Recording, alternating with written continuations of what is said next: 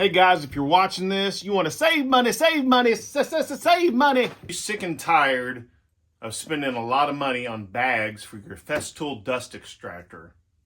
I know I am. So stick around, I'll show you what I do to save a lot of money with this extractor. Thanks for watching.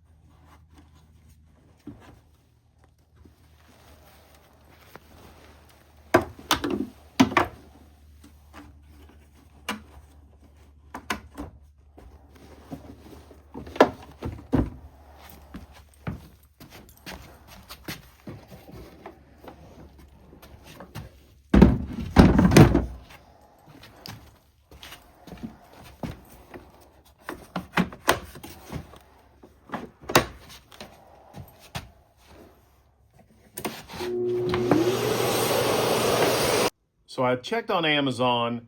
The Festool bags here are over $50 for a 5-pack. I also checked on Amazon for the PowerTech bags, a 5-pack for around $28, $29. They're over here. If you're switching bags, I've been very happy with the Festool. You definitely want to check the micron rating.